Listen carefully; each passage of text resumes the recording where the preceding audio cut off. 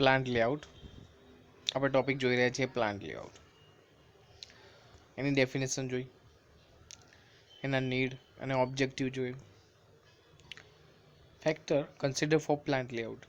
તમે કોઈ plant layout select કરવાના હોય અથવા સ્થાપવાના, કોઈ પ્લાન્ટ લેઆઉટ તૈયાર કરવાના હોય ત્યારે કયા ફેક્ટર કન્સિડર કરશો એ જોયું. હવે જોઈએ characteristics of an efficient plant layout. એક એફિશિયન્ટ પ્લાન્ટ લેઆઉટ માટે તમે કઈ લાક્ષણિકતાઓ ડિફાઇન કરશો કે જેથી તમે કહી શકો જે પ્લાન્ટ લેઆઉટ છે એ એફિશિયન્ટ છે. The designing of a plant layout should be such that it should maximize the return and minimize the cost of production. Maximize the return and minimize the cost of production. આ બે પોઈન્ટને અનુલક્ષીને આપણે efficient layout બનાવી શકીએ છીએ. તો the designing of a plant layout should be such that it should maximize the return and minimize the cost of production. Following are the characteristics of plant layout. Smooth flow of production. પહેલું જે જોવાનું છે point જોઈએ તો smooth flow of production. Smooth flow અને વ્યાખ્યામાં જ જોયું તો આપણે પ્લાન્ટ લેઆઉટની કે plant layout should be in such a way that there must be a smooth flow of production. Production એટલે રો મટીરિયલથી ફાઇનલ પ્રોડક્ટ રેડી થાય છે ત્યાં સુધીની બધી જ મૂવમેન્ટ, એનો ફ્લો કેવો હોવો જોઈએ? સ્મૂથ હોવો જોઈએ. કેવો હોવો જોઈએ? સ્મૂથ હોવો જોઈએ. Raw materials, workers must have access to each machine without any difficult and delay. એટલે કે raw materials and workers must have access to each machine. દરેક મશીન એક મશીનથી બીજા મશીન પર, બીજા મશીનથી ત્રીજા મશીન પર જે ફ્લો થાય છે પ્રોડક્ટનો એ ડિફિકલ્ટી અને ડીલે વગર થઈ જવો જોઈએ. ડિફિકલ્ટી અને ડીલે વગર સ્મૂથ રીતે ફ્લો થવો જોઈએ. એ થયું તમારું smooth flow of production. Maximum utilization of available space.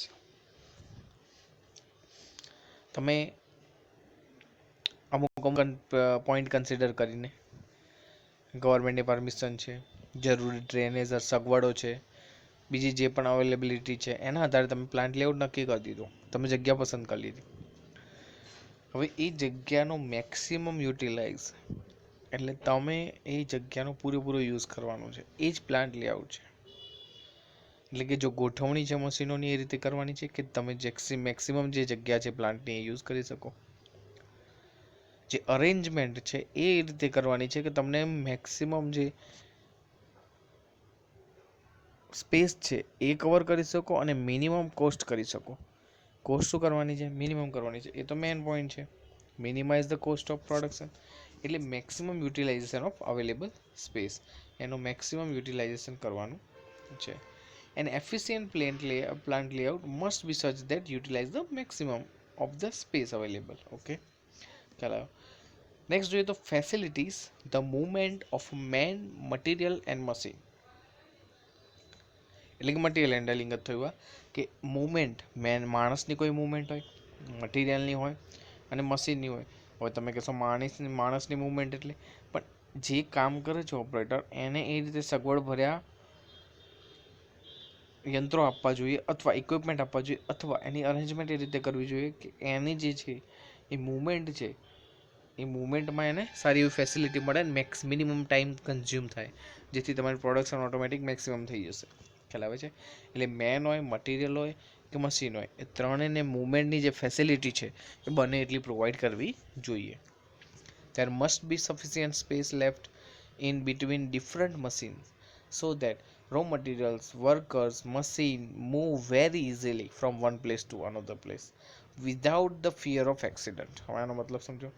Maximum utilization space તો મારે જગ્યા હોય બધા મશીનથી ફૂલ કરી દો એવું હોય નહીં. મારે મશીનો વચ્ચે કોઈ પણ પ્રોડક્ટ કોઈ એક જ મશીનમાં બનવાની નથી. એક કરતાં વધારે મશીનની જરૂર પડશે, એક કરતાં વધારે પ્રોસેસની જરૂર પડશે, એક કરતાં વધારે ઇન્સ્પેક્શન કે ક્વોલિટી કરવી પડશે. વર્કરો પણ ઘણા વધારે હશે. તો એ જે મુવમેન્ટ છે એ મુવમેન્ટ તમારે એ રીતે કરવાની છે કે જેથી કોઈ એક્સિડન્ટ થાય નહીં. એના માટે તમે મશીન છે એકબીજાથી ડિસ્ટન્સ છે રાખવાના છે. તો એ જે થશે એ ડિફરન્ટ મશીન સો ધેટ એ જે સફિશિયન્ટ સ્પેસ છે left in between different machine so that the raw material worker machines move very easily from one place to another place without the fear of accident. એક્સિડન્ટના ભય વગર એક જગ્યાએથી બીજી જગ્યાએ ફ્લો થઈ શકે. ખ્યાલ આવે. નેક્સ્ટ જોઈએ ઇન્વોલ્વ્સ મિનિમમ હેન્ડલિંગ. હવે મિનિમમ હેન્ડલિંગ એટલે એવું નહીં કે જરૂરી સાધનો નહીં આપવાના, માપના જ આપવાના. ના, મિનિમમ હેન્ડલિંગ એટલે એક જગ્યાએથી બીજી જગ્યાએ તમે મશીનને લઈ જાઓ કે ગુડ્સને લઈ જાઓ કે પછી કોઈ પણ બીજું કોઈ સ્પેર પાર્ટ એટલે કે રો મટીરિયલ લઈ જાઓ, તો એને એ રીતે અરેન્જ કરવું જોઈએ કે મિનિમમ ટાઈમ લાગે હેન્ડલિંગ માટે. ખ્યાલ આવે છે? એક જગ્યાએ બીજી જગ્યાએ લઈ જાઓ તો એના માટે પણ એ રીતની અરેન્જમેન્ટ લેઆઉટ પ્લાનની જો હોવી જોઈએ કે જેથી involving minimum handling એટલે કે the various machine in a good layout must be arranged in such a manner that the product of one operation may pass on the next operation with a minimum of handling. એટલે કે minimum હેન્ડલિંગથી પાસ થઈ શકે. It will reduce wastage of raw material. એ raw મટીરિયલનો wastage ઓછો કરશે અને લેબર્સ અવર્સ પણ ઘટાડશે, જેથી આપણી કોસ્ટ ઘટશે અને આપણા જે પ્રોફિટ છે એ વધવાનો છે. એટલે the various machine in a good layout must be arranged in a such a manner that the product of one operation may pass on the next operation. એટલે કે જે એના પછીનું ઓપરેશન છે એને જ બાજુમાં રાખવું જોઈએ, જેથી જે હેન્ડલિંગ છે એ મિનિમમ થઈ જશે. કારણ કે વિચારી લો કે એક મશીન અહીંયા છે, બીજું મશીન અહીંયા છે, ત્રીજું મશીન અહીંયા છે, ચોથું અહીંયા છે. હવે આપણે પહેલા મશીન પછી ચોથા મશીનમાં ઓપરેશન કરવાનું છે, મતલબ પ્રોસેસ કરવાની છે. તો આ મશીન ત્યાં પછી આ મટીરિયલને અહીંથી અહીં લઈ જાઓ છો તો કેટલો ટાઈમ આ મટીરિયલ હેન્ડલિંગ કેવું થયું, વધારે મોટું થયું. ખ્યાલ આવે છે? એની જગ્યાએ જો નજીક રાખી દો તો પાસ ટુ નેક્સ્ટ ઓપરેશન, તો અહીંયા 4 નંબરનું મશીન અહીં ગોઠવી દો તો આ જે મટીરિયલ હેન્ડલિંગ કેવું થઈ જાય, ઓછું થઈ જાય. ખ્યાલ આવે છે? એટલે એ જે વસ્તુ છે એને આપણે ઇન્વોલ્વ મિનિમમ હેન્ડલિંગ કરવાનું છે. એટલે the various machine in a good layout must be in a such manner that the product of one operation may pass on the next operation with a minimum of handling. એ શું કરશે કે reduce wastage of raw material and labor hours. Next જોઈએ provides better working condition. શું provide કરે છે?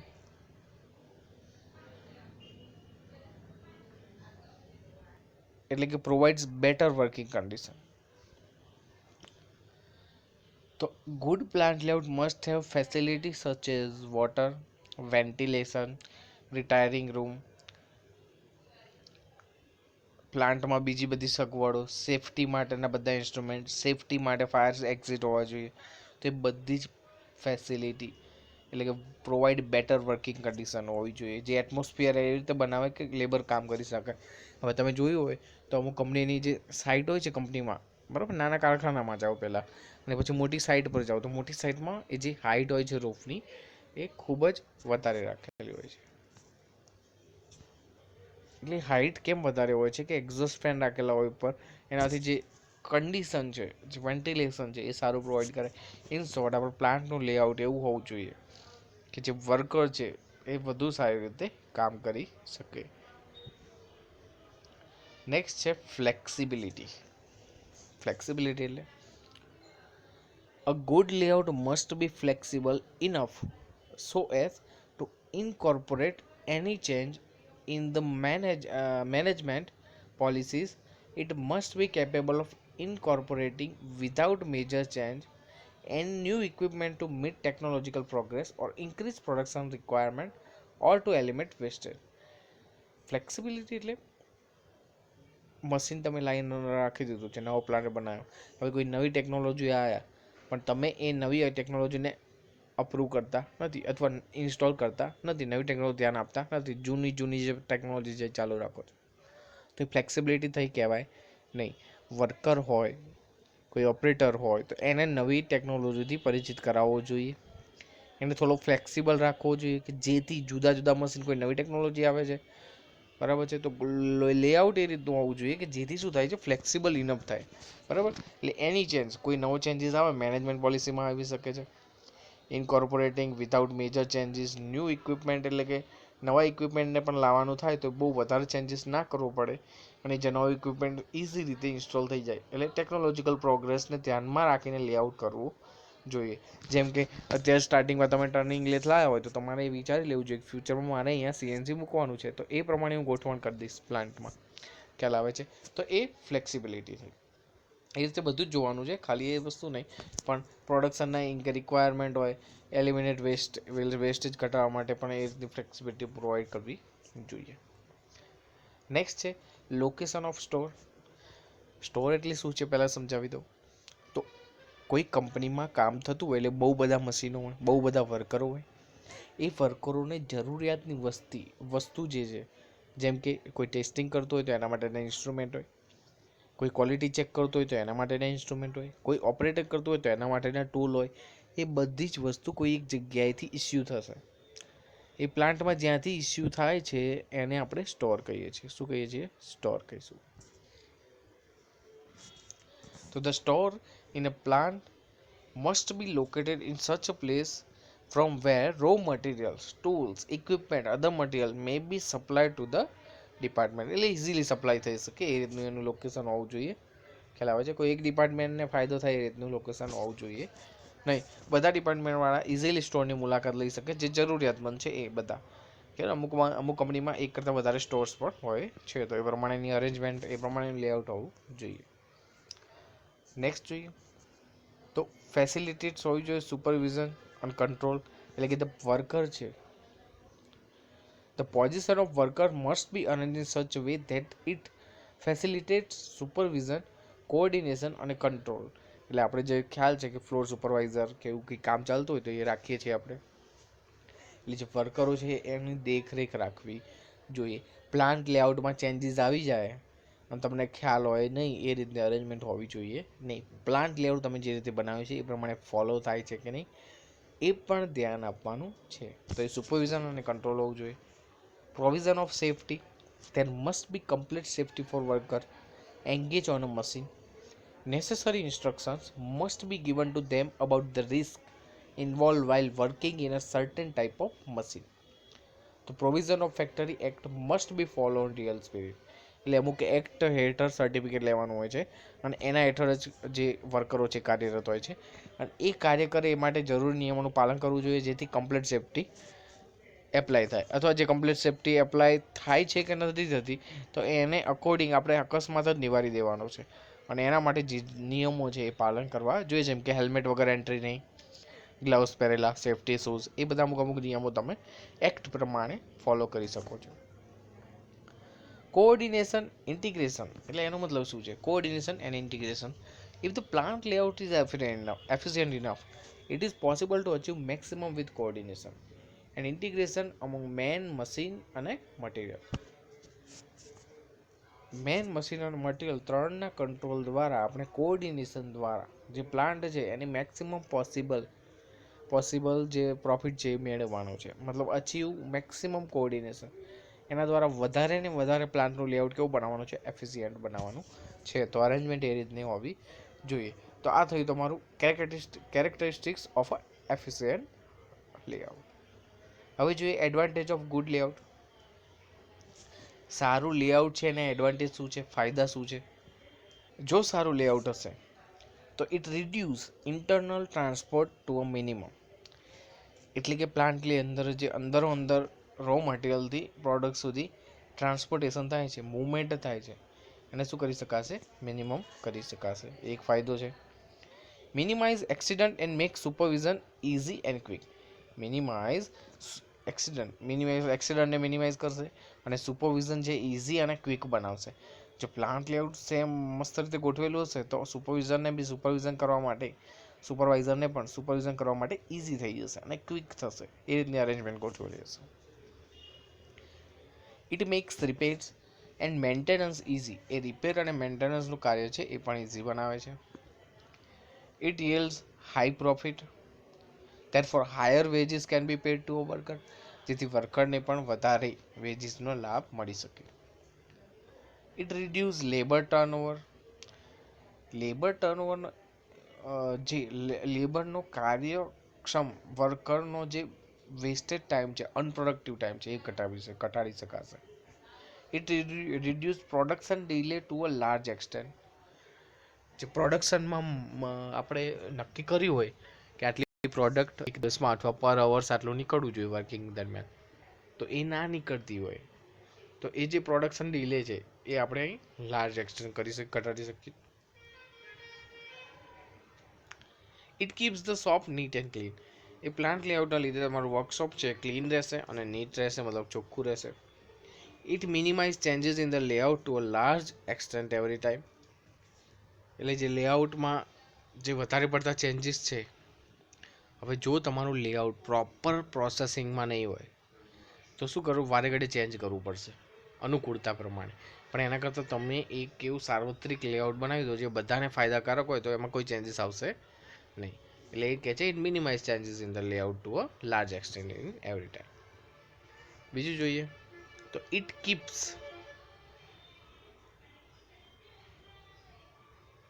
Keeps control over production. Production ઉપર control કરી શકાય છે વધુ સારી રીતે. જે પ્રોડક્શન પ્રોસેસ છે આકડી આપણે પ્રોડક્શન પ્રોસેસના આધારે જ લેઆઉટ નક્કી કરેલું છે તો એ ફાયદાકારક જ રહેવાની છે, આપણને શ્યોર છે. It eliminates waste effort and thus speeds of production increase. પ્રોડક્શનની સ્પીડમાં વધારો થવાનો, ઓફકોર્સ વધારો થવાનો છે. આપણે વેસ્ટેજ એફર્ટ છે બધા ઘટાડી દીધા છે, ચાહે મેન ના હોય, મશીન ના હોય, મટીરિયલ હેન્ડલિંગ ના હોય, બરાબર છે. એટલે શું થવાનું છે, પ્રોડક્શન ઇન્ક્રીઝ જ થવાનું છે. Back tracking is reduce. Back tracking મતલબ જે મસ્ત લેઆઉટ લાઈન ઓર્ગેનાઇઝેશન દ્વારા જોઈન છે, પણ એમાં વારે ઘડીએ જે બેક ટ્રેકિંગ એટલે વધારાનો જે ટાઈમ વેસ્ટ થતો હોય કોઈ પણ એક વસ્તુને ટ્રેક કરવા માટે, ખ્યાલ આવે છે. એટલે કે એક જ ઓપરેટર છે, કોઈ કામ કરે છે પણ એમાં કંઈ પ્રોબ્લેમ આવે છે તો એની પાછળ બીજા 2-3 જોડાય છે, તો એ ટાઈપનું જે હોય એ બેક ટ્રેકિંગ એ ઘટી જાય છે, ખ્યાલ આવે છે. એટલે ખોટો ટાઈમ વેસ્ટ ના થાય. In short, less capital is spend on machinery. Machinery પર આપણે જે કેપિટલ મતલબ જે મેઇન કોસ્ટ છે એ ઘટાડી શકાય છે, ઓછી કરી શકાય છે. It reduce setup and total operation time. એ પણ એ ઘટાડે છે, સેટઅપ ટાઈમ અને ટોટલ ઓપરેશન ટાઈમ પણ ઘટાડી શકાય છે. It reduce wastage and spoil work. Wastage છે એ ઘટાડી શકાય છે અને સ્પોઇલ વર્ક જ્યાં કામ ખરાબ થતું હોય એ પણ ઘટાડી શકાય છે. Time and motion study can be easily and accurately perform. હવે આ જે છે આ ઇન્ડસ્ટ્રીયલ એન્જિનિયરિંગનો ટોપિક છે, તમને ખ્યાલ હોવો જોઈએ કે ટાઈમ એન્ડ મોશન સ્ટડી, તો એ જે છે એ ઇઝીલી અને એક્યુરેટલી પરફોર્મ કરી શકાય છે. Better utilization of man power. Man પાવરનો સૌથી વધારે બેટર યુઝ કરી શકાય છે, ખ્યાલ આવે છે. જેમ કે જેટલા વર્કરો છે એના દ્વારા કઈ રીતે એફિશિયન્ટ વર્ક લેશો તમે, એ પણ આમાંથી better utilization of man power કરી શકાય છે. Improvement in method of production can be made. Method of પ્રોડક્શનની મેથડ છે એને ઇમ્પ્રૂવ કઈ રીતે કરી શકશો, તો તમે જો પ્લાન્ટ લેઆઉટ કરતા હો એ જ વખતે ધ્યાનમાં રહેશો તો અમુક પ્રોસેસ હશે જે વેસ્ટેજ હશે, આ તે ધ્યાનમાં આવશે તરત, અને તમે એને રિમૂવ કરી શકશો. કારણ કે લેઆઉટ વખતે તમે બધી જ વસ્તુ ધ્યાનમાં લેશો, મેન હોય, મટીરિયલ હોય કે મશીન હોય, એ ત્રણેયને ધ્યાનમાં લઈને તમે લેઆઉટ તૈયાર કરો છો, તો એમાં જે પ્રોબ્લેમ નડતા હશે એ તમે સોલ્વ કરી શકશો. તો બસ ક્વેશ્ચનમાં અત્યારે તમારે આ જ લખવાનું છે કે advantages of good plant layout. સારા પ્લાન્ટ લેઆઉટના એડવાન્ટેજીસ એટલે કે ફાયદા શું છે,